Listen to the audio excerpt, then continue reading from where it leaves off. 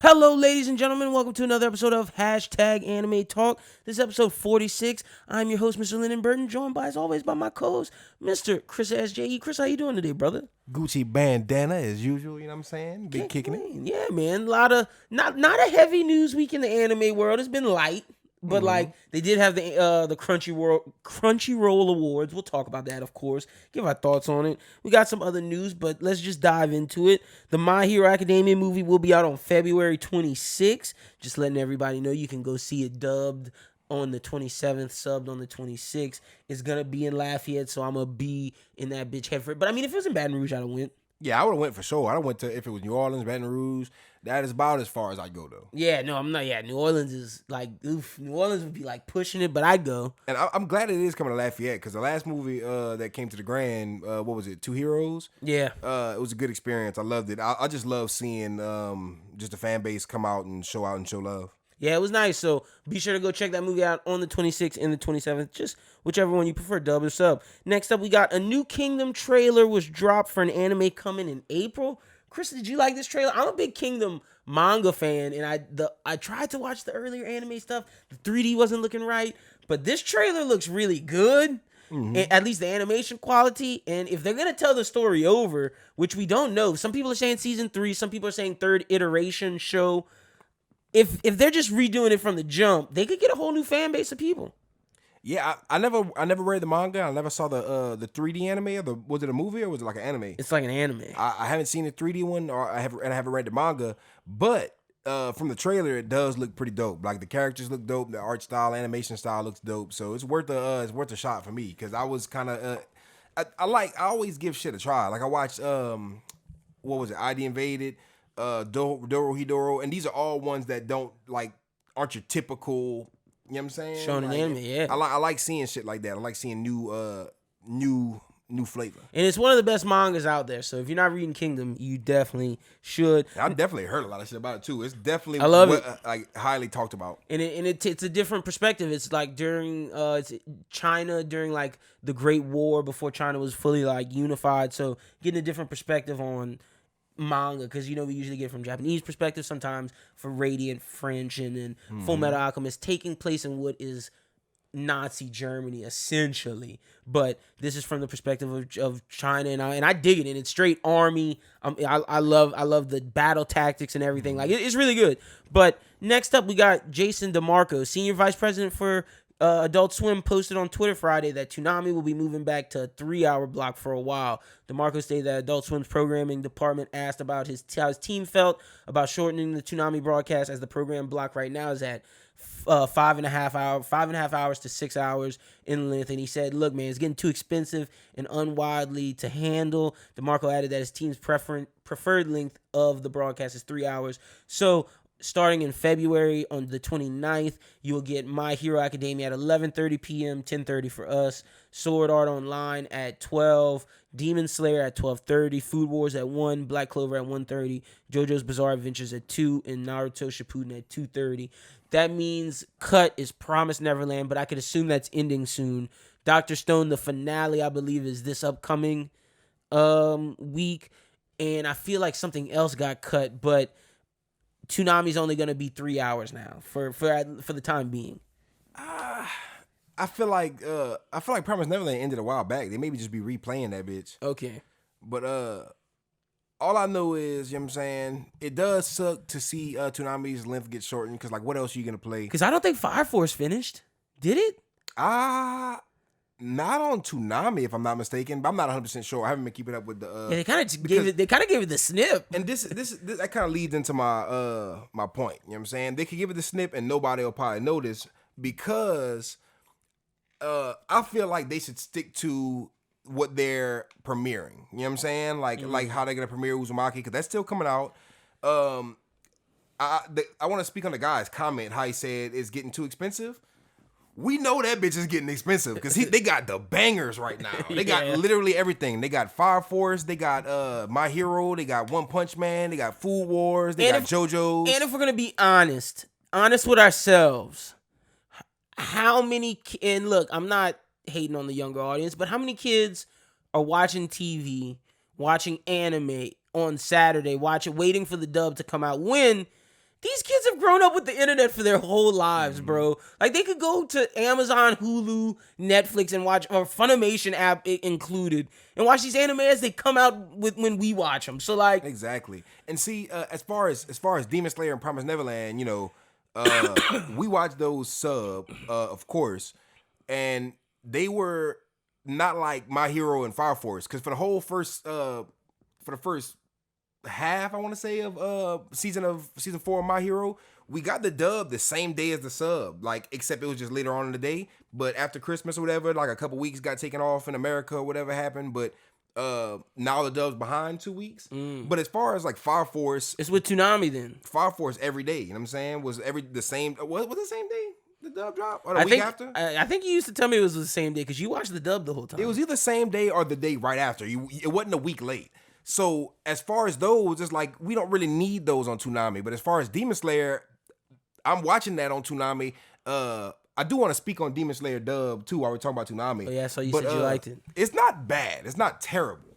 But at the end of the day, with Demon Slayer, Promised Neverland, those dubs, even Hunter x Hunter, because Hunter x Hunter was premiering the 2011 version. They were premiering it on Toonami, because when you look at it, no matter how you look at it, all of these fucking shows were already out in sub except for Fire Force and My Hero, and those, the dubs dropping the same day on Funimation. I think it's just on Funimation the dubs are dropping, so you don't really need the dubs to drop exclusively on Toonami. But what you do need is the Hunter x Hunters, the Demon Slayers, the shit that we wouldn't get a dub of. Did Naruto's dub finish?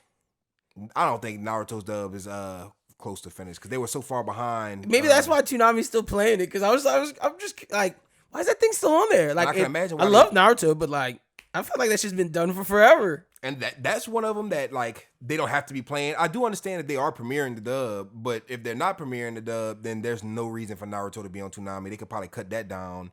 I don't know if Food Wars dub was out. No. That's like a premiere thing. I know the JoJo's is premiering. The JoJo dub, that's coming out week by week on Toonami. You're getting that dub fresh. And I get having My Hero. My Hero's the star of the thing. Like, and I understand My Hero too, but if they were doing same episode, like the My Hero episodes drop Saturday morning, but so if they would drop the dub that night, like premiere it, and then it catches up on Funimation the next week, that'd be ideal. But see, like, My Hero's at 11:30 East Coast, 10:30 our time. That could be said that kids are still up. Yeah, for sure. I'll cap for My Hero's dub being like on there. Like, that has to be on there. That's I feel like those kids are catching the dub on Funimation or Kiss Anime, you know what I'm saying? Or, you feel me, they're just watching it sub. Yeah. Like, a lot of kids grow up on the sub versus dub wave, they believe sub, but for the ones that want to watch it dub, 9 times out of 10, they're still gonna watch it sub if they want to watch the episode right when it drops. But if the dub for that episode was dropping that night, because the episodes drop in the morning sub, if they drop dub at night, I'd wait for it to come on Toonami and go watch it. I'm pretty sure like a bunch of other people would wait for the Toonami drop. Like you said, prime time. Funimation can't wait for Toonami though. They can't afford to. It's like we understand that subculture exists. It's heavy. People are like checking that out first. Mm-hmm. So like we got to put this shit out. And like, Toonami probably doesn't even care about having the dub late because they're like, we got my Hero. No, Toonami's like, we have cable. You can tell with how they're moving, and I've applauded how they've been moving a lot lately, because every time you hear, Toonami scooped up My Hero, Toonami scooped up Dr. Stone, Toonami scooped up Fire Force and they're doing it right. Yeah, it's like, yes, you're getting the big shit. You're catching the audience. It's like back in the day when we were young, we looked to Toonami to put us on the new anime. That's not really the case right now, but for those people who still go to TV and Toonami to get put on the new anime, it's good that they're putting them the best shit, the top tier, just the most popular things that everybody's talking about. But they could shorten it, but I just don't want them to shorten it and start losing all these crazy properties. I feel like they've been doing it right as far as premiering the Hunter x Hunter dub, but they're the Demon Slayer dub. To cut them some slack, they had to pay for that last year. Last year was a crazy year. Yeah, for sure. This year, they ain't really nothing they gotta pay for. Imagine, they're not putting Dorohedoro on fingers there. crossed, bro. No fucking. That's too violent. Though. No fucking way that's going on hyper there. Violent. Like, even though that's Adult Swim, there's that would have to be at like the last programming We saw some slot. fucked up shit when we were. Well, the thing is, the fucked up shit wasn't as fucked up as it is now. But it was also deep in the programming block. We didn't see Akira. I don't think we ever saw Akira get played on Adult Swim. No. Like, you would get the most violent shit at the end, and it's like, for how much that might cost to be at the end of a programming block with less viewers, I ain't doing that. It don't make no sense for him. But see, with me, I'm looking at it as like, to this day, for Dorohedoro and for Vinland Saga, we don't have a dub. So I'm like, where are they gonna premiere the dub? I know Funimation's not about to scoop up Vinland Saga. They may scoop up Dorohedoro because that looks like something they'll fuck with. Netflix. So that's what I'm saying. Like, see, Netflix don't even. I feel like that would be smart of Netflix to invest in dub. But they don't. They invest in brand new anime. Like whenever they had Hunter x Hunter on Netflix, all sub. Like I feel like it would be dope for them to take an anime, get the rights to it, premiere it, dub and sub. Or even if they're not premiering it, they're just the first ones with the dub. You know, and that's why Vinland won't ever get a dub because they're Amazon. And it kills me because Vinland has the potential to have an ill dub. Like Vinland Saga takes place in the real world where there are real people with real traced accents. So to have an English dub, do those, you know how America loves these Lord of the Rings, not Lord of the Rings dubs, but Lord of the Rings kind of the it's accents, fantasy, the Harry Potter, you know what I'm saying? They love UK accents, they love like the straight Vikings. You know what I'm saying? Australian accents. We could English is spoken across the world, you know what I'm saying? So for an English dub to come out in another part of the region where people speak English and just in a certain way, it'd be dope to see good voice actors adapted correctly because there's certain, and to the Demon Slayer dub too, to kind of trail back to that, I feel like the dub does a great job at trying to keep the same energy that the sub has when it comes to certain characters. Okay. Like, you remember what I told you whenever the dub was starting? I was like, the two motherfuckers they gotta get right is Inosuke and Zenitsu. Because if we don't get the Tanjiro and you don't get the just Inosuke screams, it's not gonna hit hard.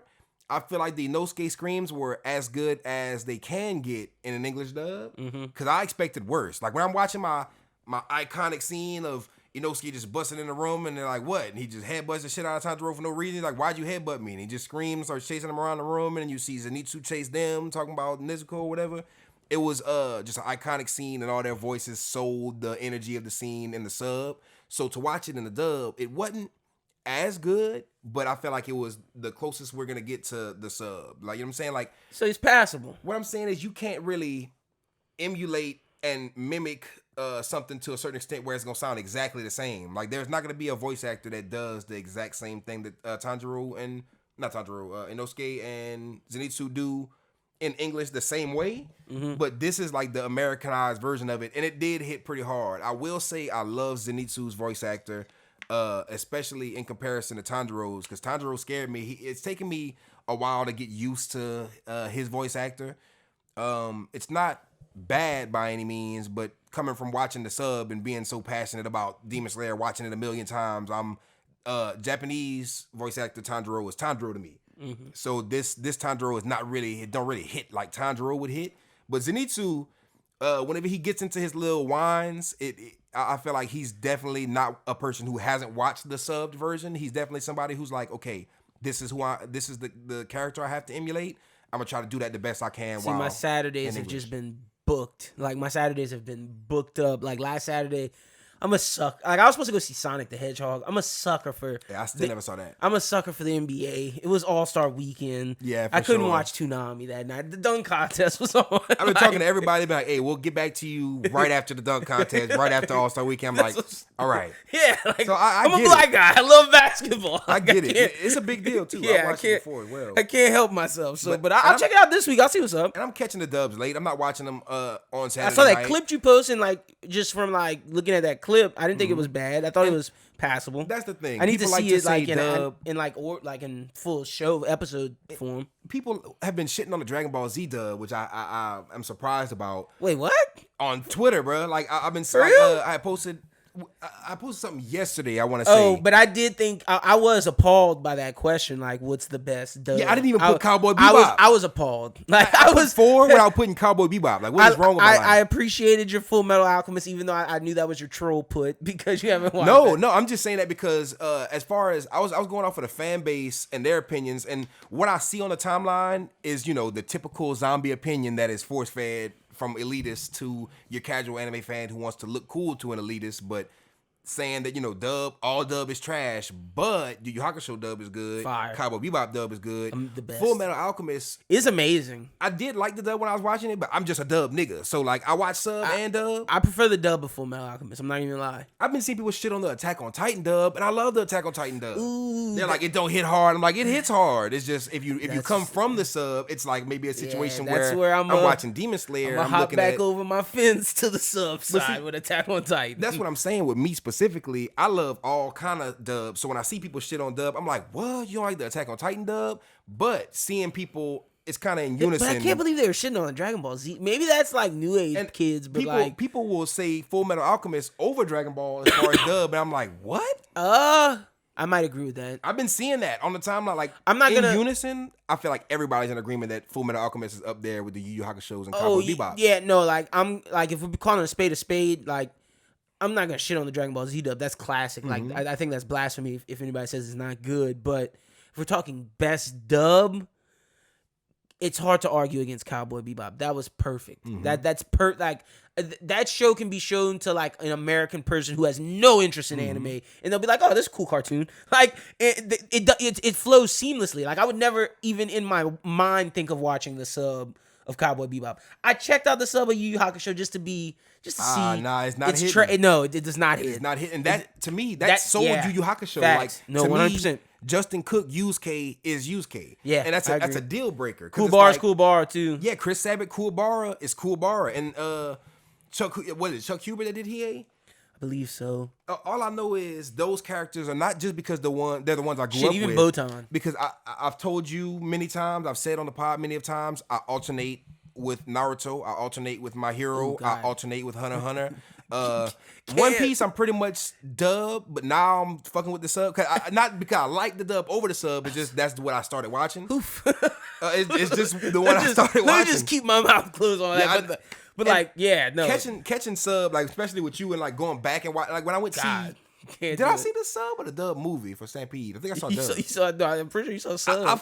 Sub? Yeah, because I saw sub. I fucks with the sub of One Piece. It's just not so something amazing. I alternate just because I'm on the dub. But I'm to the point in the dub where there is no more dub. So if I want to finish and catch up with One Piece, I'm gonna have to watch the sub. It's amazing. I'm pretty sure it's gonna be great. Yeah, but what I'm saying is with the Attack on Titan, why people say that is bad is because the same thing. Like when I'm looking at Demon Slayer, I'm like, Demon Slayer's dub is good. It's hard to go from something you love to going to trying something new. And I will say this: I grew up on Dragon Ball. Yeah, that's Z why dub. I'll never shit on the Dragon Ball Z dub. Like I love it, but I kind of like Super Sub when I was watching it. No, I didn't hate love Super Sub. Yeah, I was about to say two different shows to me. Yeah, facts. Like, I agree with that. The Goku, I forget her name, the voice actress for Goku in Japan. She does an iconic, like amazing job of getting Goku across. Yeah, and she turns. It's a different Goku too. Exactly. No, you're right. It is like when I'm watching an American version of Dragon Ball Z, it's like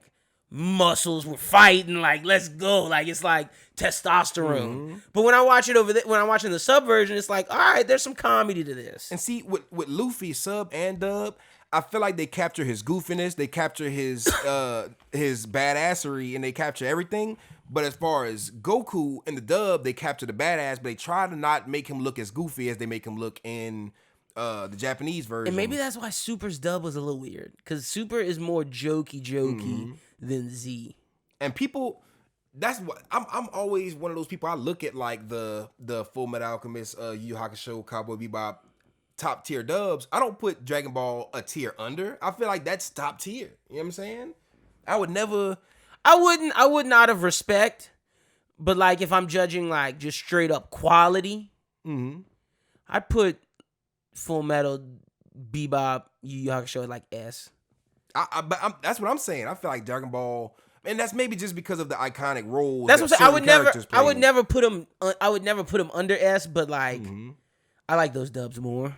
Those are just better dubs in my opinion. For sure. Cause like man, those Full Metal Alchemist. Shout out to Makai Moss. Like, yo, that dub, and he's posting clips of it right now, and I get goosebumps every time I see those clips. Cause like that anime is so good. That dub is so fucking good. And I'm a Full Metal stan. I just love dub and I love sub as well. I hate to be that guy who like talks about dub because they look at me like, oh, you a dub, you watch dubs. And You I'm are my sitting there dub friend though. I do fuck with dub, but at the same time, I don't really shit on sub. That's why I don't really understand why so many people shit on dub because my bro Doom, I don't know if I told this last episode, my bro Doom, I put him on Parasite. Well, I really put him on like Yu Yu Hakusho. Death Note is a good dub too. Death Note is an iconic dub.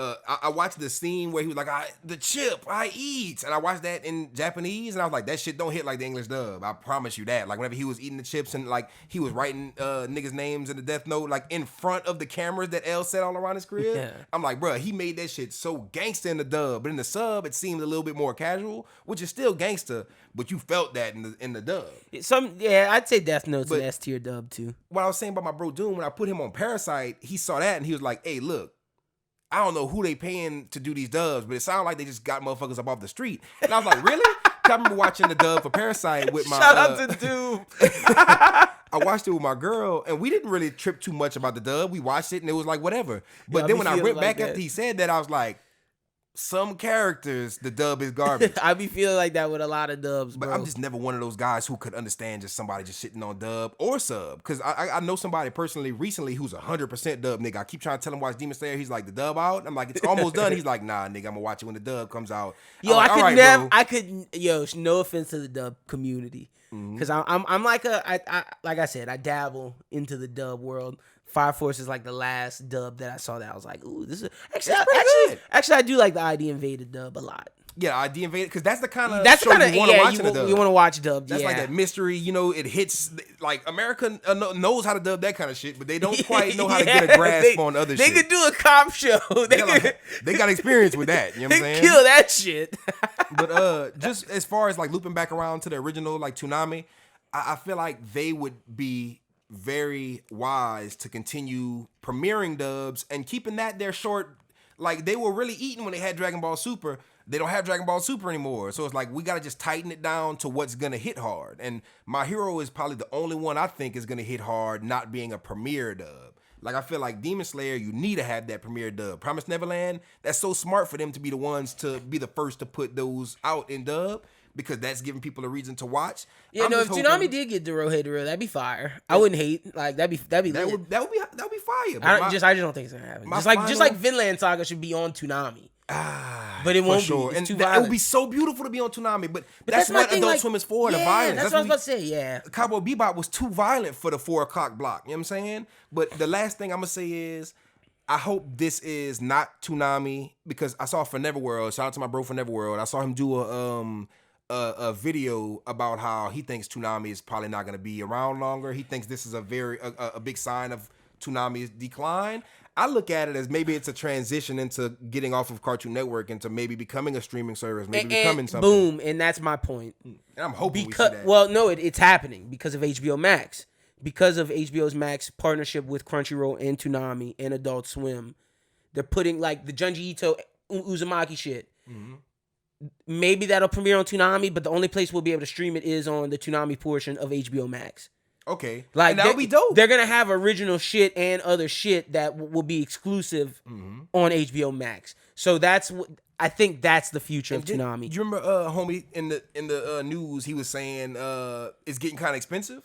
Imagine if he got that HBO bag, the Crunchyroll bag behind him, because Crunchyroll is only sub. Imagine Toonami being that same dub alternative. And it makes sense because Crunchyroll is acquiring a lot of dubs now. Now see? That just it's putting it all together. I guess it's gonna all be on HBO Max. Time will tell, but it's a couple months. Literally, like, I think it's like April or May. It's gonna release, and that's what I've been waiting to see. Like, that is the future of Toonami and Adult Swim. For sure. Like, probably next week, y'all will be seeing a new pop in this bitch, because I will be I got the Tom Toonami pop, which is fairly new. Like, they just came out with that bitch like 2019 or early 2020.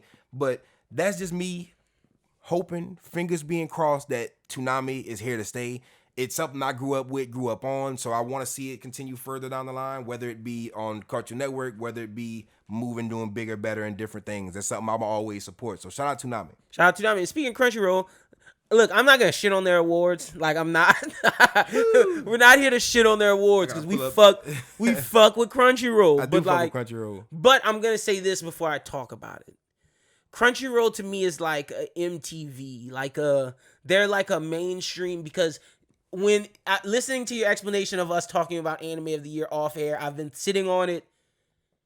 I'm not upset at their choices because Crunchyroll is they try to hit a wide array of audience. They're the Grammys of anime. Yeah, like. And if you know anything about this year's the Grammys, it was the Billie Eilish Awards. So of course Crunchyroll would have to be the Demon Slayer Awards. They're very mainstream. Like, look, I think our award choices were better. I'm gonna keep it a bean. Oh yeah, for sure. Like 100%. If we got our ear to the streets, go check out the Anime Talk Awards. We do, and like that's the thing, man. Like and maybe that's me expecting too much of Crunchyroll.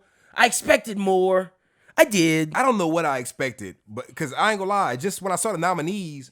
Like let's talk anime of the year. And you made a great point, and I'll let you make it about Demon Slayer, about the impact. But if we're talking quality of show, from comedy to action to making you damn near want to cry, Demon Slayer doesn't do that. It doesn't. It's not making it's not making you cry. Mob Psycho is. And that's great, right? To me, Mob Psycho's a better written story, a better animated story, and the action's better. We are on season 2 though. Season 1 didn't put me in my feels like season 2. Like season 2 had me. But we're judging it on. But their thing is, it's not like ours where we do best new season. They're just best anime of the year. It's just best anime of the year. And I do realize that as well. But you know how I'm always the one who, because I will like this is one of those ones where I was kind of making this point off air, but like, and that's where I concede my argument to that point. Yeah, because it's like I can't argue that. If Mob Psycho would have won, the Attack on Titan niggas would have been mad, and the Demon Slayer niggas would have, like, no matter what, if Demon Slayer didn't win, so many people would have been mad. Crunchyroll's probably sitting there like, everybody's gonna be pissed off no matter who we pick, because this is one of the years where Anime of the Year could have legit been anything. You could like close your eyes and eeny meeny miny mo and then be like this one, and nobody would be mad. Well, Mob Psycho doesn't have the impact that Demon Slayer has. I wish it did. It didn't with season 1 or season 2. But as far as Mob Psycho's like that hipster, like, let me not even say hipster, but like the cool kids of anime know who with Mob Psycho. Not everybody knows what Mob Psycho is. The cultured, you know what I'm saying? Only the cultured fuck with Mob, you know what I'm saying? But I'm starting to see more people come around to Mob. And that was Anime of the Year. The love for Mob just isn't loud. I wish it was as loud as the love for. And that's why Demon Slayer had to win. Exactly. And that's, its voice was loud. You heard it over everything else. And it's like, even if you don't like Twitter. It, but my thing is to the haters, you know what I'm saying? So, I saw on Instagram somebody saying, what? Mid Slayer won Anime of the Year over. Yeah, I'm not going to call it Mid Slayer because I do love that. Like, it's a great anime. I love it. I don't champion as much as I should because the voice is so loud. But like, I'm in the background, but like, I'm rooting for you. Like, I'm one of those fans in the crowd that's like, I pull for you. Like, I might like a couple players on the other team, but I'm still here for you to win. For sure. But as far as this year, so many that I was pulling, like the underdogs of this year. For sure. Like, that's the thing. Demon Slayer had such a loud voice that I took on the role of like, I'm gonna promote the underdogs. Because like Vinland was so, like, I knew there was no chance that was definitely an underdog too. I knew there was no chance in hell Vinland was winning the Crunchyroll. I've seen people say Vinland should have won. I've seen a lot of people say, bruh. I mean, look, if I'm being honest, I would rank it and I mean, look, me and you both picked Mob Psycho for our Anime of the Year because that anime was just amazing. But if I had to say what I thought second should get it, I mean, I would go with Vinland. But that's just me. But I know you would go with Demon Slayer. I can't see Demon Slayer not being at least number 2, at least runner up. If and not the winner. You want to know something else? I wouldn't be mad at if someone put Promised Neverland first above all of this. Exactly. Because that show, honestly, the only reason why I just didn't champion it as hard because I was championing the manga before the shit came out. But like, yeah, for sure. You remember when before we even started, I was like, yo, this shit was gonna hit. Like, I was like, it's coming. I know you remember whenever I was pitting that against Demon Slayer specifically, and the only reason why I said Demon Slayer wins a little bit above Promised Neverland to me is because Promised Neverland was 12 episodes of pure gas, and I feel like Demon Slayer was 24 episodes of pure gas. They both were like 10 out of 10 for me as far as quality, but Demon Slayer gave me that a little bit more quantity, so I went with that one. But as far as like 2020 goes, like the winter season, it's definitive to me. I don't know if you feel the same way, but like Dorohedoro is all we working with as far as best. This is interesting. Do we put my because this is what Crunchyroll's gonna do. Yeah, you're right. Do we put My Hero in this conversation? Because if that's the case, I can't lie. That Chisake arc is amazing. But that kind of no, it ended. It ended in January. It ended in January. I thought it ended in December. But it just depends on how this Gentle and La Brava stuff fucking ends. For sure. Like, but I agree with you in terms of if we're talking straight January 2020 to like Dorohedoro is. And that's my point. My point is right now it's kind of a clear shot of what's at the top. 2018, there was a clear shot. Like when you ask movies of the year, it's either Broly movie or the My Hero movie. When you look at 2019 movies, it's a clear winner. It's Stampede. But when you look at 2018, you could say My Hero, like, you know, we were saying the Anime Awards, Anime Talk Awards for my 2018, we were saying it was the My Hero Awards because they were winning awards left and right. But that's because that was clearly at the top for that year. 2019 is kind of up in the air to where there is no definitive answer. Like, every answer could be the right answer. If you say Mob Psycho, like this is, if Crunchyroll would have released it being Mob Psycho and I would have saw that, I'd be like, hell yeah. I'd have been like, yo, this is lit. But if it was Attack on Titan, I'd have been like, hell yeah. And I feel for the Attack on Titan people because Attack on Titan didn't even get nominated. I feel for y'all because that was a great I would have season. loved to see that. Like, what was that shit? The Watanabe shit? That's over Attack on Titan? Don't even do that because the people go, what? What? They gonna get on your ass. Yo, I fucks with Watanabe. Like, shout out Watanabe. I'm a fan of almost all of your works. I didn't really watch Kids on the Slope. I fucked with the soundtrack. Was it Kids on the Slope? I don't know. I fuck with Watanabe, but at the end of the day, I don't even know what that shit is. It's on Netflix. And you saying Attack on Titan season 4, but at the end of the day, that's probably the only one I would have got mad at. Like if Promise Neverland would have won, I'd have been like, hell yeah. It's just Demon Slayer being the most popular of last year. That's why I'm not upset niggas at mad because niggas hate Demon Slayer. And I just want to get this off real quick because motherfuckers was saying Demon Slayer is the same story told, yada yada. How many shows have you seen where a nigga lost his whole family and then his sister survived and his sister was turned into a demon? Where have you heard that before? Somebody hit me up in my mentions. I forgot if I was looking at my mentions right now, I would see you at. But he hit me up and he was like, isn't that just Full Metal Alchemist?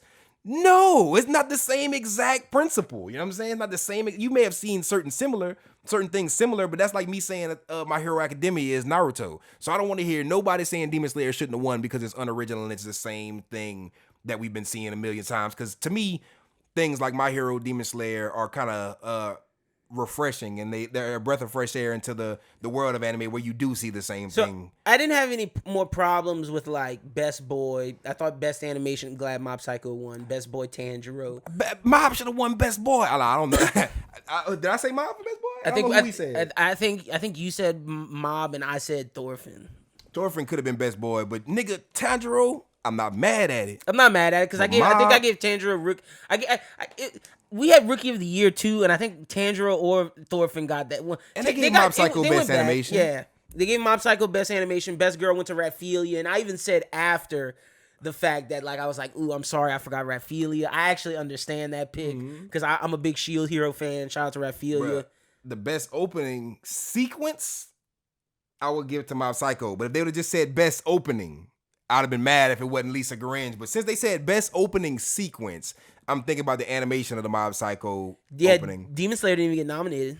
That's the thing. Like, and I guess they mean opening. But I'm glad because Inferno for Fire Force, fire. The Vinland Saga, fire. Like those things were amazing. That was opening? Yeah, even the Promised Neverland shit was fire. Honestly, I'm upset because they say opening sequence. So that's why I'm like, okay, it had to be Mob Psycho. But if it was just best opening, Mob Psycho, aside from the animation, its opening did not leave a lasting impression on me. The song's not that great. Vinland Saga or Garen's Lisa should have won. Because I would definitely settle for Vinland Saga winning that. Because that OP, I got that on my fucking SoundCloud, Spotify playlist. If we're just doing songs, I'm not even agreeing with you. I'm going Vinland Saga. Vinland Saga was fucking amazing. But the only other thing I had like a qualm with, like a real problem, Best antagonist. Why are we going with Isabella from Promised Neverland? Right. Well, who are the nominees? Aslad from Vinland Saga, who I thought should have won it. For sure should have won. Overhaul, shout out to our boy. Yo, I'm not gonna even hate. Overhaul was great. Should have had a better chance of winning than Mom. Then Isabella. Garo from One Punch Man season 2. And then Angela from Carol and Tuesday, and then some shit from Babylon. Okay. Look, Aslad or Overhaul should have won that. I'm sorry. Isabella. They picked the fourth best. Isabella isn't even like, she's the antagonist, but she's like the middleman. Like, it's still at the end of the day, the demons. They picked the fourth best. Yeah, they definitely did. Like, I can't get over that. Like, Isabella, I even like Garu over there. Cool. That. Yeah, to be honest with you, like, he had a bigger impact. I loved him more of an antagonist because he wasn't necessarily a villain, right? Because he was. I mean, he was killing niggas. He was killing niggas, but he wasn't. He was killing niggas specifically. Like, he was the hero killer. He didn't kill that kid. He had something against heroes. You know what I'm saying? So I don't look at him like well, he was a villain, but I don't look at him like he's more of an antagonist than anything because he's more like an anti-hero. He's just the hero killing. He didn't think it was wrong what he was doing. You know what I'm saying? Which is most villains, but a lot of villains, your typical villain is I want to kill everybody. I would say I'm just he's evil. third. He's not evil. Isabella's fourth. He's third, and then like, I'm not gonna tell you who to put over Aslad or Overhaul. I don't even consider Isabella. I really. That's what I'm saying. That was weird to me. And then best fight was also weird to me. What won best fight? Tanjiro Nezuko versus Rui. I don't like that because to me, the Tanjiro versus Inosuke fight was way more iconic. Just the choreography of that fight and the Mob Psycho fight is better for sure. Which one? They did Mob. Mob Psycho had a lot of great fights. They did Mob versus the boss. Should have won, which is amazing. And Levi versus Beast Titan, we nominated that as well. That was my pick for sure. That was great. Like, I'm not even hating on that. Thorfinn versus Thorkel was amazing.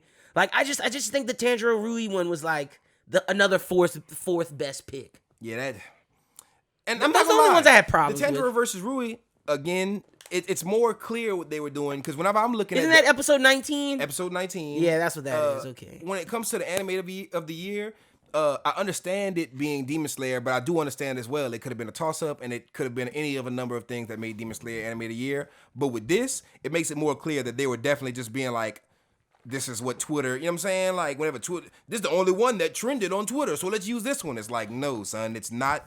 You know what I'm saying? Yeah, it's not this one. It was great. Let's be honest with you. It was great animation-wise, but fight-wise? Nothing last year was better than the Mob Psycho fights. You didn't even choose the one that where it was, the one that I picked was when Homeboy was smashing and teleporting all those, fighting all the different members of Claw. Like, that was the most badass fight of last year. That's why I'm excited to dive more into just anime fights later on in life. You know what I'm saying? Yeah, we got some shit coming. But at the end of the day, anime fights... And we got to do that when you look soon. at Tanjiro versus Rui, yeah, for sure soon. So y'all expect that. Like, expect this. March, this is foreshadowing. March 6th, man, will be. Actually, we can tell. Well, I'll tell them now and at the end of the show. But March 7th, actually, not March 6th. March 7th, we will be in Jackson, Mississippi at the Mississippi Anime Fest. Come chill with your boys. Our panel is at, I believe, 2:30. I believe it's at 2:30 or 3:30. Watch, hold on. Pull up early, man. Y'all don't want to miss it. Y'all don't want to miss anything in the. Let me pull up the little brochure I got from. I just love conventions and con energy. You know what I'm saying? Yeah, no, it's gonna be litty. I'm excited for this. Yeah, so we'll be at 2:30 from 2:30 to 3:30 doing what makes a good anime fight. Come chill with the Anime Talk boys. And at that, just like a teaser for that, I don't think one of the things that I think, and just one of the things I think makes a great anime fight is. Length of the fight and amount of impact in that time of the fight. So I remember we spoke about this for Anime Fight of the Year for the Anime Talk Awards. Yeah. The reason why the Beast Titan fight was so iconic to me is because, bro, you've been waiting until that point to see that, and it was like 3 seasons of like when you first see Beast Titan, you want to see that motherfucker get fucked up, and the more information you get let out about him, the more you want to see him get fucked up. The more shit you see happen to Levi and his gang, the more you want to see him catch that W. So when that starts, it's like you don't expect that to happen, but the adrenaline's rushing, and in that small amount of time that Levi versus Beast Titan fight ran, a lot of shit happened. It was very iconic. It was very at the edge of your seat. With this Demon Slayer fight, it was very quick. It was very beautiful. But as far as impactful, I feel like other fights were more impactful. Yeah, no, I agree with that. And then like everything else, like they tried to spread out the wealth, like giving Vinland Saga best drama, Promised Neverland best fantasy, Mob Psycho best opening in animation. So I mean, good for Crunchyroll. I'm mad. I'm mad about the best girl. You know what I'm saying? Because best girl should have went to my girl Aries from or Kohaku. I don't even know who I voted for. Matter of fact, let me look. It was both of them that you said. You said Kohaku and I voted on the Crunchyroll shit though. Oh yeah, Kohaku got nominated. It was Nezuko, Kohaku, Emma, Carol, and then Chika. I know I voted. So I voted for. Oh shit. I voted for Demon Slayer animated year. I knew you did. Yes, I voted for Kohaku best girl. You know what I'm saying? Like, who?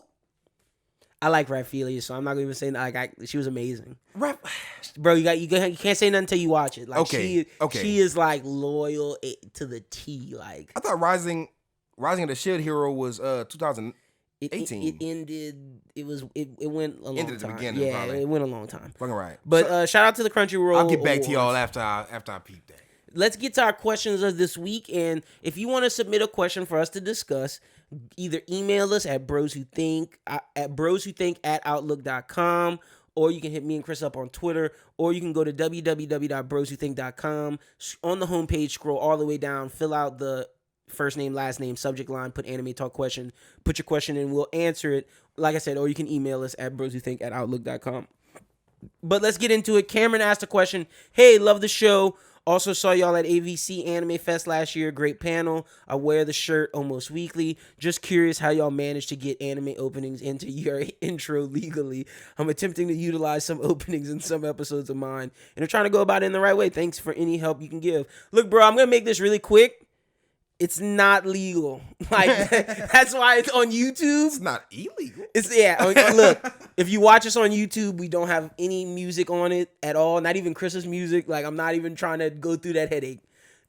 But if you're on SoundCloud, if you're doing strictly podcast format, well, then it's a Russian roulette board, my friend. Because if you're putting on some universal music like Drake, they will take that shit down in a heartbeat. But some of these anime openings, these Japanese companies aren't really coming for people in America doing podcasts, so you can get away with it. And we're not one of those people just dropping the OP and just being like some OP with the title of the OP. Like, we're not just reposting somebody's work. It's just literally we use it as an intro. It's like maybe 1 to 2 minutes and a 2 hour long episode. Not even 2 minutes. Like, literally, like it 30 might not just seconds. be a minute. It might be less than a minute. It's 30 seconds. That's like an Instagram clip, and they do not come for motherfuckers for posting shit on Instagram. If you've seen as many people as I've seen post the full anime opening on Twitter, or just the 60 seconds. The episode, nigga. Yeah, niggas be dropping the episode. So we literally just using just to answer YouTube, I don't advise you doing it, and I can't give you an answer for that. But if you're doing a podcast, then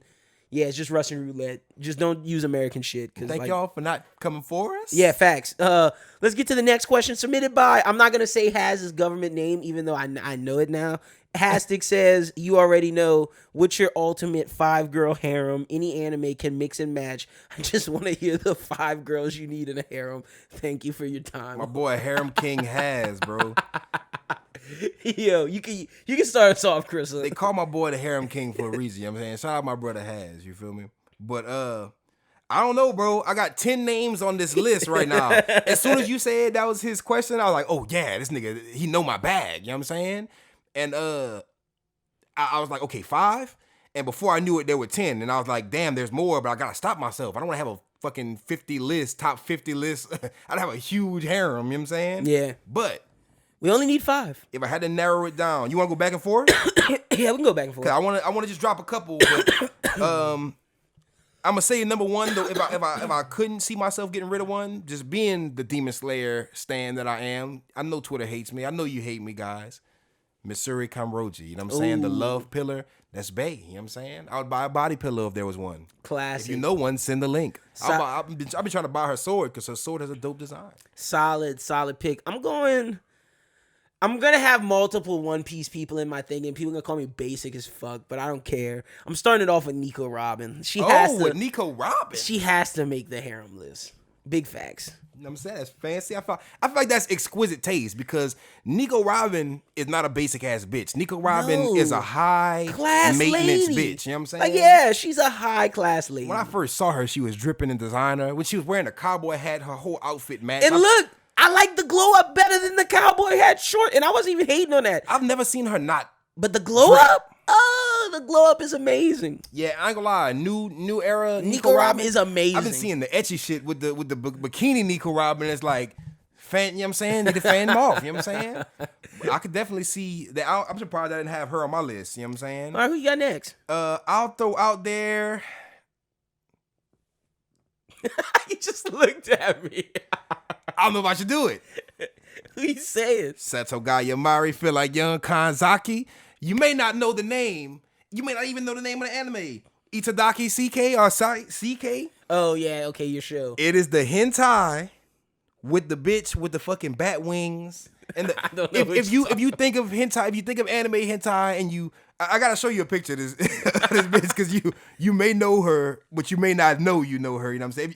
If you don't know her, because you know what I'm saying, for my non-hentai watchers, you've seen somebody on Twitter post her as like a joke or like, you know what I'm saying, but she is 100% as waifu. You know what I'm saying? The red hair. You know what I'm saying? Yeah, I may have seen her somewhere. The red before. hair. Oh, they showing the whole hentai yeah, shit. okay, I have seen Thank that. God I'm not showing the phone this way. But yeah, she's like, I have seen that on Twitter. Iconic. And if you have I looked at when I was making my little list, once I got the whole thing, I was looking at who I was gonna pick as my final ones.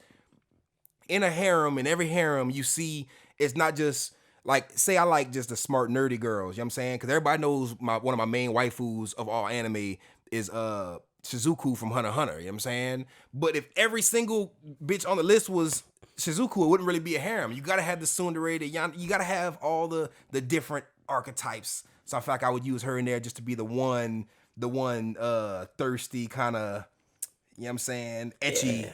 The etchy girl. The etchy girl, you know what I'm saying? All right, for sure. Next, I'm going to go with a cougar, a MILF. I'm going Boma.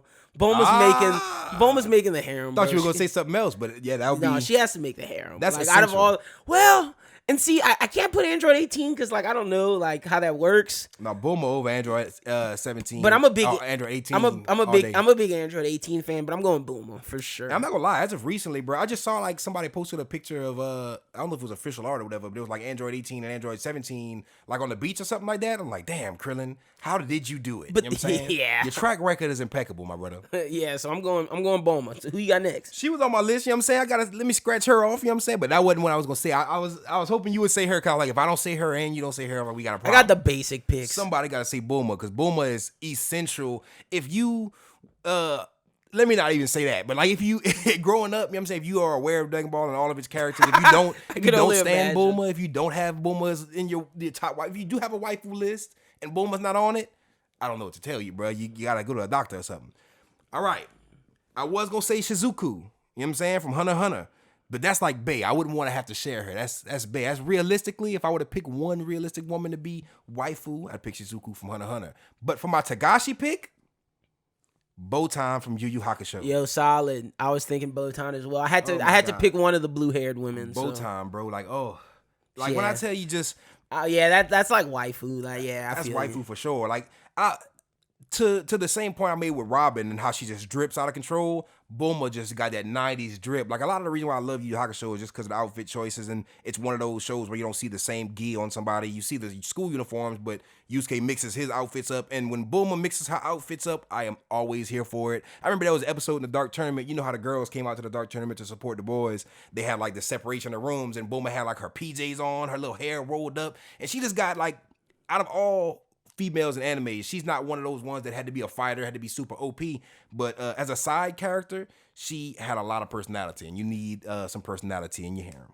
100. I'm going S-Death from Akame Got Killed. S-Death, she just be the mean bitch in the group. Tsundere, you know what I'm saying? She's amazing. Tsundere shorty. And she got those ice powers. Yeah, I'm going with S-Death. For sure. I gotta plug my boy Slick Song featuring your boy and featuring Free Soul, you know what I'm saying? He did a song called S-Death, and I was just talking about this earlier today. My homie was trying to tell me, son, Akame Got Killed is such an iconic anime. And see, I fuck with it. If you want to watch it, don't even watch the anime, read the manga, son. And see, yeah, wait, that's what everybody told me, because, like, I watched it, and people like, nah, bro, you gotta read the manga. Read the manga, son.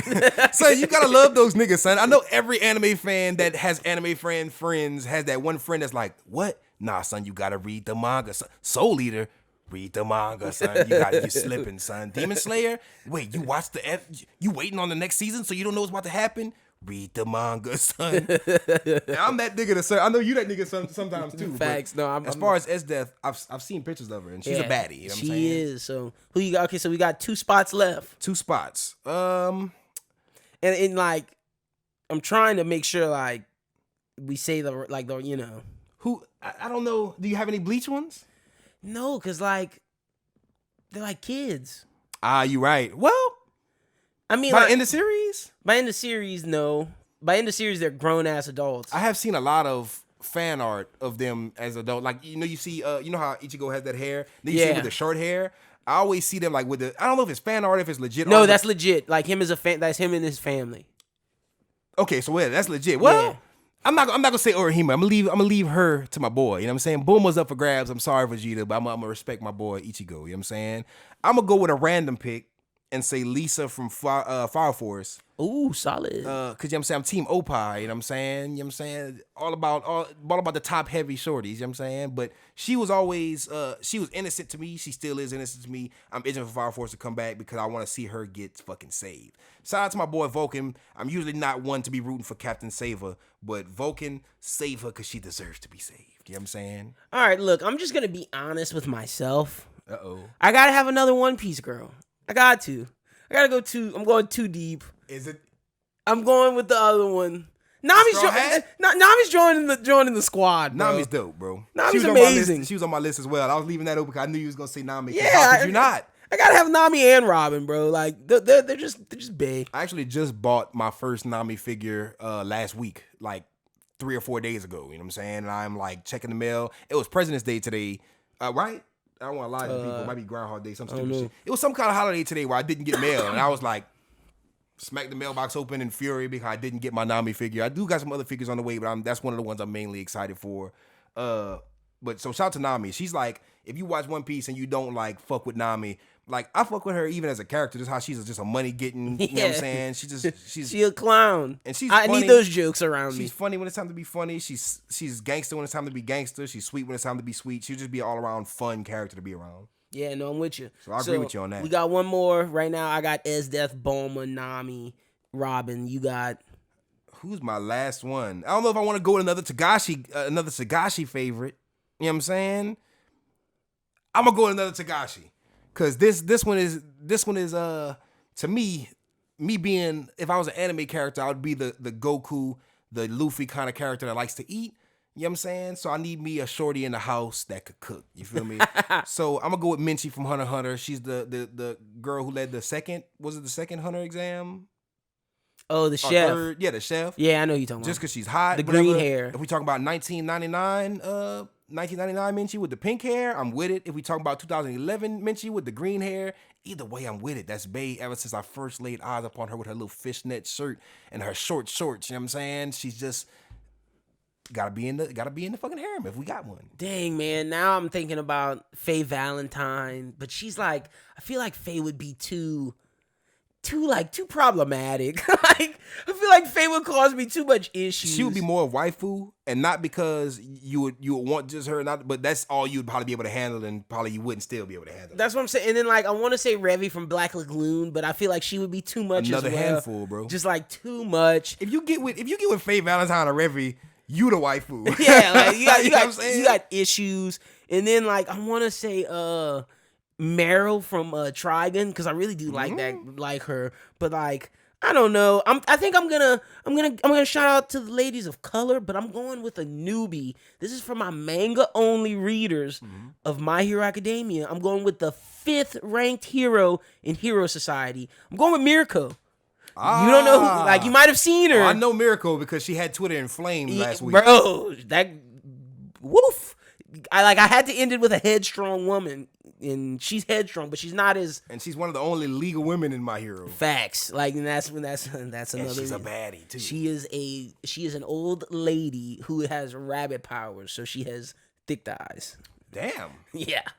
And you could definitely tell. So, she got some, you know what I'm saying? That's what I'm going with to finish on my list. Watermelon bursters, you know what I'm saying? Solid list by both of us. Yeah, man, I ain't gonna lie, son. If y'all know any animators, tell them to hit me up, because I'm looking to make this crossover harem a reality. It'll be my new favorite harem ecchi show, you know what I'm saying? 100. But shout out to Haz. Again, if you want to ask us any question, we will answer it on the show. Again, email us BrosWhoThink@outlook.com or fill out the sheet on the website www.BrosWhoThink.com. Scroll all the way down, first, last name, subject line, #anime talk, and then put your question, and we will answer it. As well as the February giveaway is coming up. Louise, man, hit me up, bro. You're one of the winners of the January anime, the January giveaway that we're trying to give you some merch, Louise. And if you don't hit us up, you won't be able to get it. So hit us up. Yeah, Gigi's gonna get our dealer's gonna get her stuff. Shout out to her. She's gonna get it sometime this week. So be on the lookout. But Louise, man, hit me up. I'm trying to give you your gifts. But again, we're picking at the end of each month. If you follow us on Instagram, on Twitter, like us on Facebook, subscribe on YouTube, comment on Apple, comment on Spotify, or follow us on SoundCloud, you will be entered up to 4 times to get a giveaway. We're giving away 4 prizes each month. So just be on the lookout. It just hit me when I was adjusting my wallet, you know what I'm saying? I didn't say none of the hero, not Hirokoshi, Mashima? The fairy tale author. I didn't say any of them either. There's so many goddamn. But Urza Scarlet, I feel like would just be for me. Hiro Mashima. I don't want anybody else in that. But there's no need to be. Lucy is always base since day one, and even the new girl in Eden Zero and the old girl in Raidmaster Ellie. I forget the girl in Eden Zero. I've been talking. I just don't know how old any of those girls are. Oh yeah, you're right. Because that's not a school setting. That's just. And that's why I didn't say Naruto, but like. I don't even know if any of those ages are divulged in Fairy Tail. No, I don't know. But that's why I didn't say any Naruto people. Urza seems to be the only one that's a clear adult. And that's why that's the one. And Naruto, you don't know even in the series before you get to Boruto. Yeah, how old these you got to say are. the Boruto age people. Damn, man. And if you're saying anything before, then it's like, yeah, they're 16. So Sakura didn't really get into her damn bag until she was an adult. Sakura. Teen and younger Sakura was annoying, and I wouldn't even want to be around her. Yeah, no facts. Oh man, even if I was a teen, I'd want her to stay the fuck away from around me. Well, let's get to our reviews for the week. Let's talk Dorohedoro episodes 6 and 5. Episode 5 was, I believe this was the episode where they go into. At first, they go into the sorcerer world. So we see them they're riding on this magic carpet. Kaimon's like, you know what, fuck this, we're gonna kill this nigga. And this is where basically the episode they're searching for what I think his name is Ryus or I forget the name of the person they're looking for. But they're looking for the cross-eyed sorcerer who may be the guy inside of Kaimon's mouth. We don't know, but he's the last person who's seen Kaimon. And Nikaido goes and breaks into In's lair because they have him. He's hooked up to a robot, and she starts fighting Noi. Badass fight, but Kaimon escapes. Nikaido gets messed up with mushrooms because of the fight, because In unleashes his power, and we see the episode ending with them having to take care of her and do some surgery type shit. Wait, what? Episode 5. That's just how it ends. Oh, with the fight. Yeah, how she kicked the fuck out of homegirl. Yeah, Noah. How she kicked the fuck out of that was gangster, bro. That was I didn't expect that to go down like that. And I'm interested into Nikaido's power, because in this episode they talk about how she has this special magic sorcerer power. This is the episode where she murked Homeboy, huh? Yeah, where she murked the seller trying to get money. And then she went to this devil pact society that opened up a door in In's place, and only high class magicians can go talk to those devils. So yo, what's up with Nikaido? What kind of power she got? Man, I'm curious because I think they experiment on her or some shit like that.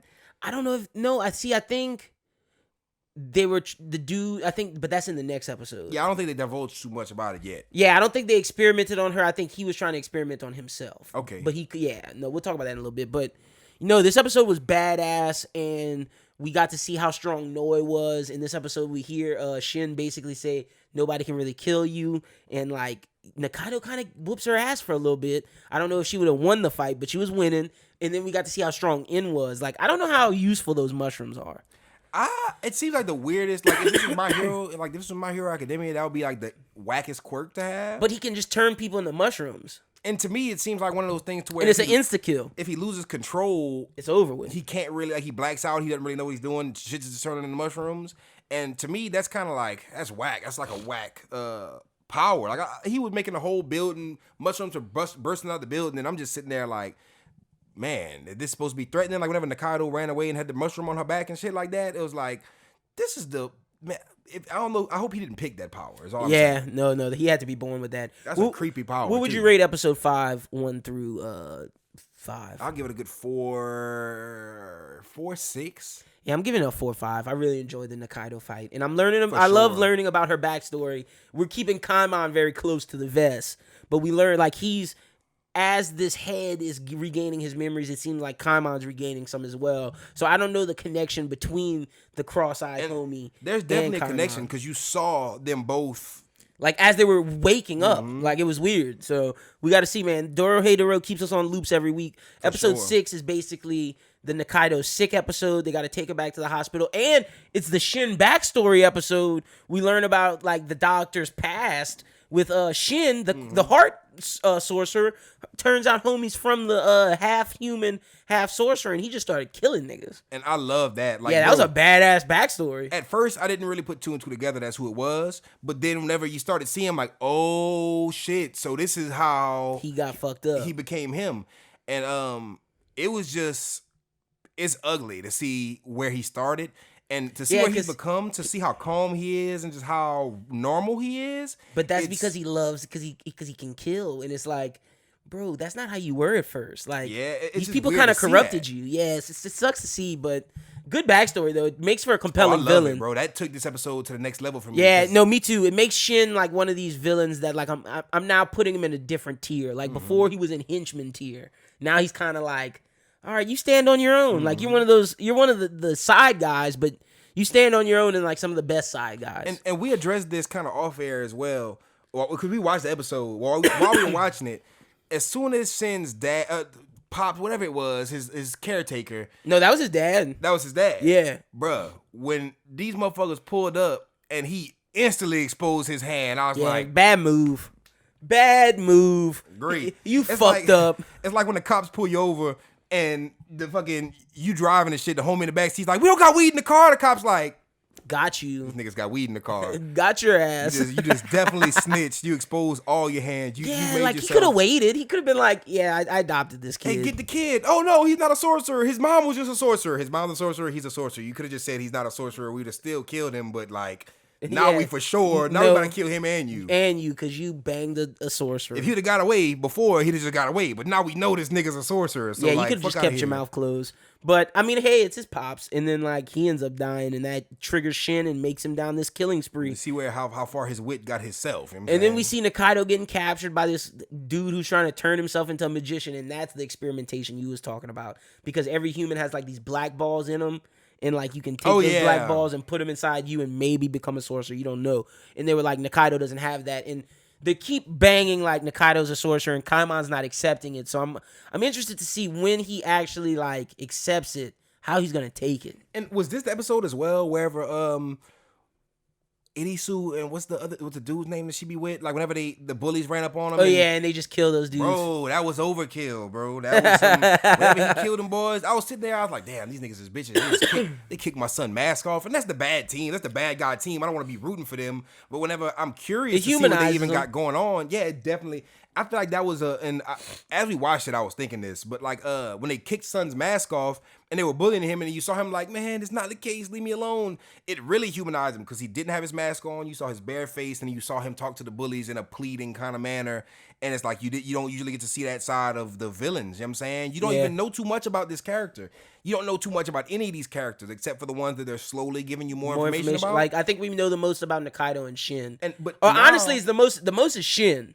But we come away from this episode specifically caring more about Shin and caring more about Irisu's, I forget the guy's name, with the little red mask over with the long Irisu's nose. homie. You care more about them now, and you're like, these are not just sorcerers, these are not just evil villains to be evil, these are real people with real backstories, and their backstories are kind of fucked up. It's to the point where, shit, I forgot his name just like that. The blonde haired homie with Shin. Shin. When you see him before this episode, and he's just like this badass villain. You're like, oh, he's a gangster. He's crazy. He's wild. And it's like, oh, he has a traumatic past. Yeah, you get a little small window into what made him that way, and it's like, damn, you kind of don't want to see him die or go down. You kind of want to see tragic his situation alert get resolved. You kind of want to see resolution. You kind of want to see closure. You just feel for this character more than you would just a random guy who's like Frieza, who you don't know no shit about. Like, just an asshole to be an asshole. I kind of want to see Shin succeed more than In at this point. Because In is just like I'm the villain. And I don't really like him too much as far as character design, personality, power. Yeah, he's just like the boss. When he gets screen time, he just more so annoys me than intrigues me. And Shin and his... And Noi. Kohai, you know what I'm saying? Yeah, Noi, like, those two, to me, are just super intriguing. They're equally as intriguing as Kaimon and... Nikaido. Yeah. And I'm loving to see more information about the whole team get unfolded. This was like the world get unfolded. It's making me... Yeah, learning more about the sorcerer world, for sure. I'm way more invested in this world than I was episode before. And this was one, at episode 1, it had me. But as each new episode comes out, I find myself being more enveloped in like, why are more people not talking about this? This is an amazing series so far at only episode 6. This is like a 4.7, 4.8. This is high. I'll definitely give this one a 4.8 because just the backstory with Shin, it hit home. Not saying I went through no shit like that, but it's just it brought me through that. It was relatable for him. Like, yeah, it was like an emotional roller coaster. It humanized him, man. Let's get to My Hero, which is now the slice of life anime we're watching. Didn't expect this turn. Yo, not mad at it, but kind of confused by the gentle and La Brava arc. Post Chisake, we're getting some peacetime. So look, why don't we just run through these like kind of like simultaneously? Because like it's basically we can low key talk about that first episode on its own. What the fuck? I just want to say we can talk about them collectively, but just my opinion on the first episode was no. We can talk about the first episode by itself. Because it does separate itself. All right, let's get to it. Episode 80, the trainees bond with the precious Masaiki kids, and the life at UA goes back to normal as autumn approaches. But Ayama has been acting very strangely. We on episode 80. Yeah, it's getting up there. Wow, we're nearing 100 for My Hero. So yeah, this is the how'd you feel about the Todoroki Bakugo finishing the license shit with the kids? That was pretty cool. I love seeing Todoroki use his power as well as Kami using her power. And like seeing Bakugo use his brain.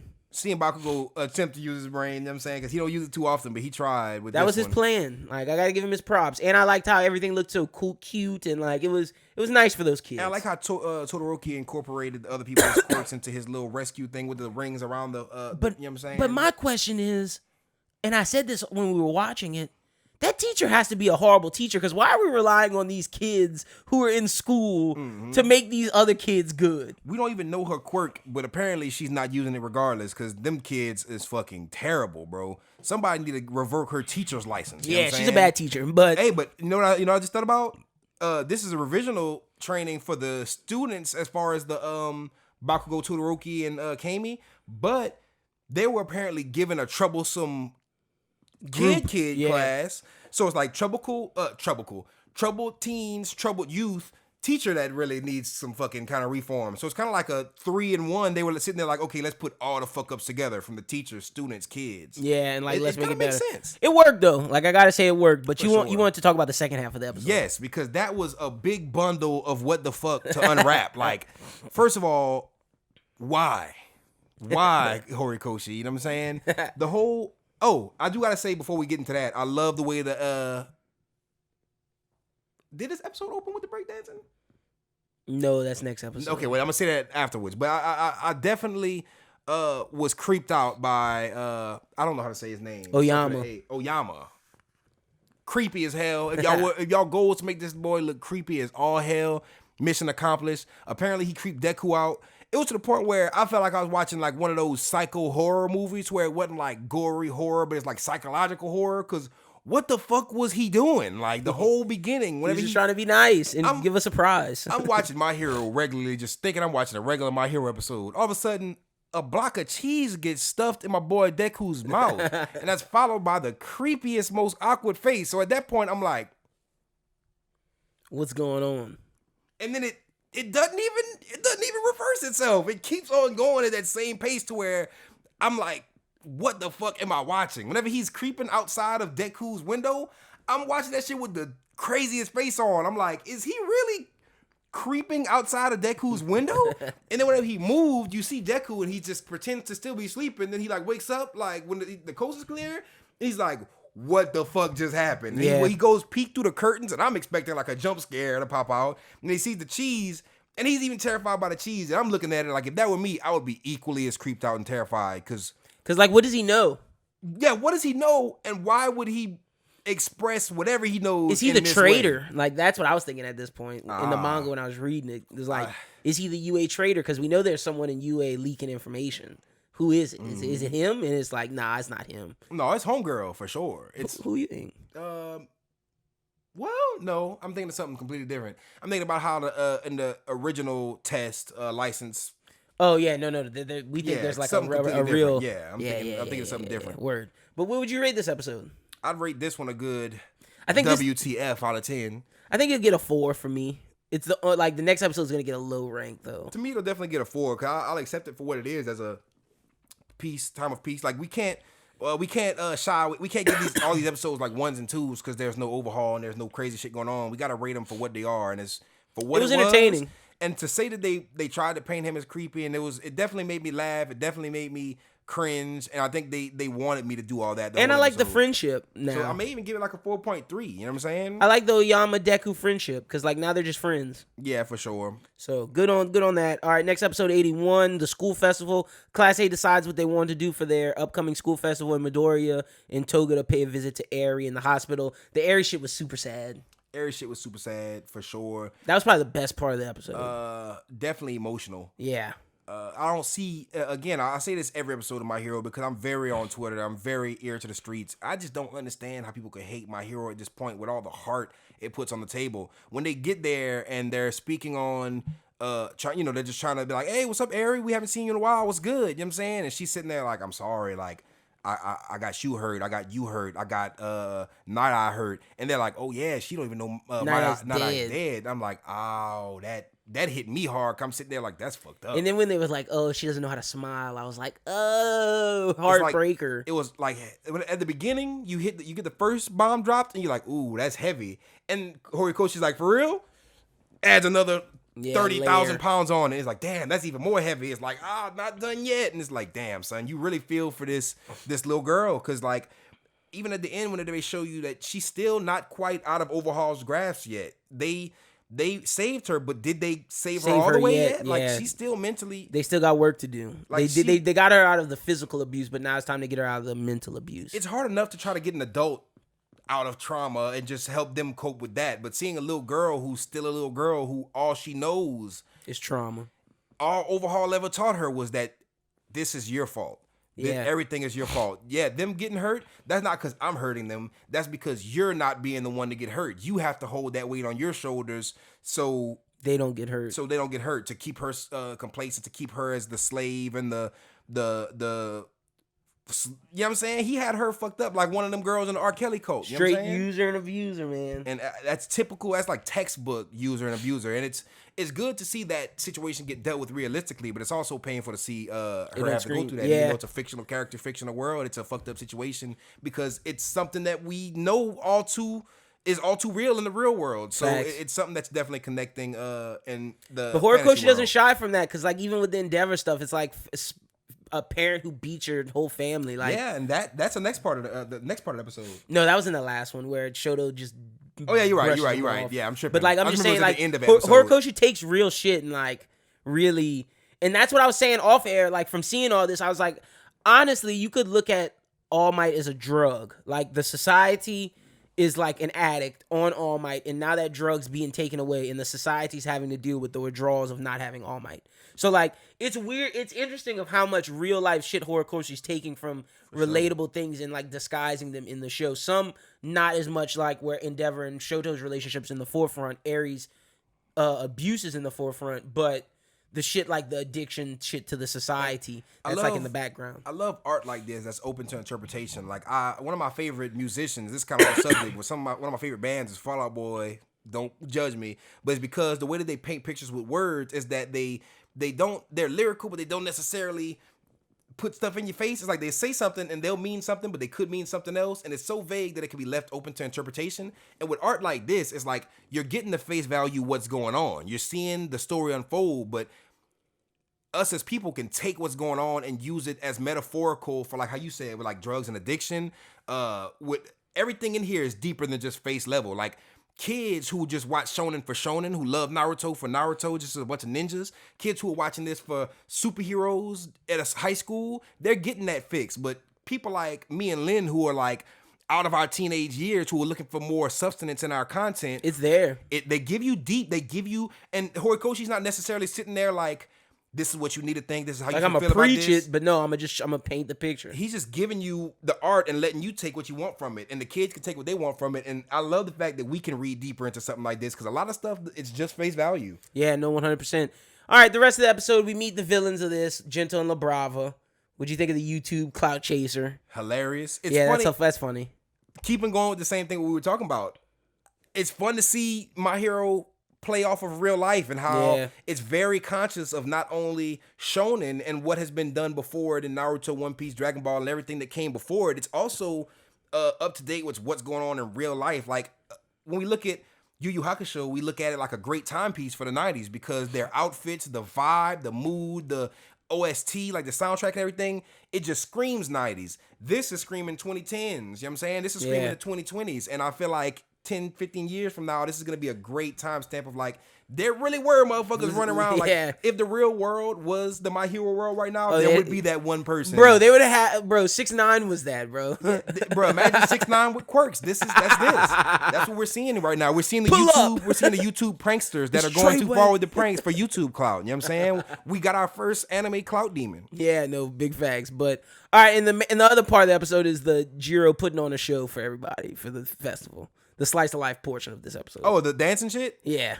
Bro, the whole fucking dancing shit killed me. And then them picking to do a music show. Like, to say that this is just peace, time of peace, the My Hero slice of life school days anime, I like the way My Hero does it way more than Bleach does it. Like, I love the way Yu Yu Hakusho did it. I love the way other shows Bleach do was it. like, ooh, can we get through this? Yeah, Bleach was like, every time they was in school, I was like, yeah, let's move this along. They had whole filler, like that was like the first couple episodes were like school oriented, and I was like, what am I watching right now? And am I in filler? And sure enough, you know what I'm saying? I do not want to see no. If I'm watching school stuff in anime, let it be a school anime. You know what I'm saying? Let it be Mob Psycho. Yeah, and My Hero is a school anime though. But the thing is, it's like Bleach.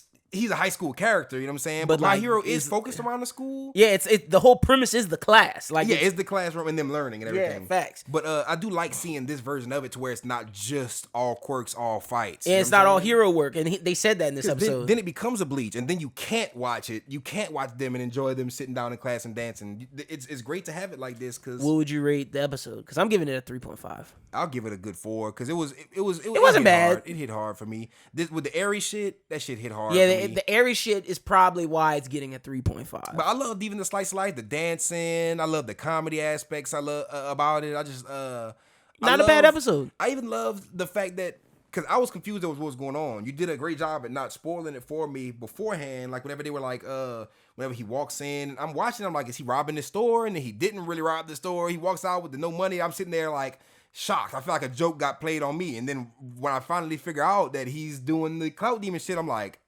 yeah. But I feel like that's how I was supposed to feel. I feel like I was supposed to be like, really? I'm gonna give it a 3.8. Really? You convinced me. It's close to a 4. My Hero is very good at when they know they have to slow shit down, they don't make it boring. Yeah, they don't. And that's what we said with the first episode with the homie who came take pictures. Yeah, and that was definitely a good episode. Filler. Yeah, facts. And it was great recapping filler. I like that more than One Piece and Naruto recapping filler. Facts. Oof. Don't even get me started. But yeah, that's all the time we got this week, Chrissa. Tell the people they can find you on social media. You can find me at Chrissa SJE on everywhere. SoundCloud, Instagram, Spotify, just space between Chrissa and SJE. Apple Music, space between Chrissa and SJE. Twitter, keep it bundled up. No dots, no underscores. It's just CHRISSA SJE. I want to plug something real quick before we go. Oh yeah, do you think? Real quick. I never plug my bro Nami wear on here, you know what I'm saying? I always regret it, but shout out my bro Nami wear. If you recognize this jacket, you know what I'm saying? It's from the Dragon Ball Super Broly movie, the SAB, the Boomer, you know what I'm saying? The drip, you know what I'm saying? Nami wear logo on that bitch. I don't know if y'all can see it quite, but hey, go to NamiWear.com. All my music is there if y'all want to peep out, if y'all want to peep any further content. All the anime, all the anime talk episodes are there. Shout out to Nami World. You can get drip. Like I said, you can get the SAB Dragon Ball Super jacket. I have a Shohoku Slam Yeah, the Dunk. Shohoku jacket's probably my favorite. The Slam Dunk. So they got the Tanjiro. They turned it into a jacket, but it's a dope jacket. It's very kimono-esque. They have a Yu Yu Hakusho spinoff where they take the Yu Yu Hakusho Ghost Files logo and it's Nami wear. And just, if y'all love anime, y'all love drip, y'all want to step y'all drip up and compete with your boy. Because I know you see the manga, the Weeb Guy manga Yeah, I'm shirt weak on. this week. I went straight soccer jerseys. When we pull up to DreamCon, which we will be at, when we pull up to Anime Expo, wherever we go, y'all will see the drip. So if y'all want to match the drip or just like, you know what I'm saying, NamiWear.com or hit me up. I got links for shirts like these as well too. And we will have Anime Talk shirts wherever we go. So facts. Also, let me shout out to Pure Fiction Collectibles. Shout out to the guys, all the figures you see, the wall scrolls. Hit them up. They're right by Walmart on Ambassador in Lafayette, one of the sponsors of the Anime Talk podcast. Shout out to my guy Camden. Be sure to check out the Pure Fiction Collectibles store. Tell them the Anime Talk boys sent you, and they'll hook you up. But you can follow me at LynnBWT on Twitter. Follow BrosWhoThink at BrosWhoThink. Be sure to check out, if you want the Birds of Prey review, if you're a comic book fan, movie fan, check out Bros Who Binge. Doom and I will be talking music and culture and sports and everything on Bros Who Think on Thursday. And if you're an LSU fan, Primetime has you covered for baseball and basketball. But you can find everything at www.broswhothink.com. But that's all the time we have for this week. For Chrissa, my name is Lynden. You guys be safe. Oh, shit. They're probably going to get a special episode later this week. Bro, we've been killing it with the special episodes lately. Hopefully this thing goes through, man. We got a lot in store for y'all. And if y'all haven't checked out the Kellen Golf interview, the voice of Overhaul, the voice of the devil in Black Clover, go peep out the Kellen Golf interview. Also, Doc, I forget his real name. Sean Gunn. I always want to say Sean something else. Sean Gann. Sean Gann. Shout out Sean Gann, voice of Doc from Radiant. Gave us a great interview. So if y'all love that kind of extra content, look forward to it. We got a lot more coming soon. Yeah, we definitely very, very soon. But no, I think next week we're gonna probably have to review the My Hero movie. Probably drop a side review. And god damn it, if the Demon Slayer manga isn't getting great, we might have to review that as well if it keeps. I'm waiting for this shit to wrap up, so hopefully we can give a good arc summary and just. Because what's going on right now is great. The thing with the arc, we have to talk about this off air. But yes, got a lot of special stuff coming. Be sure to check that out later this week and next week. But for Chrissa, my name is Lynden. You guys be safe. Until the next time we speak to you. Peace.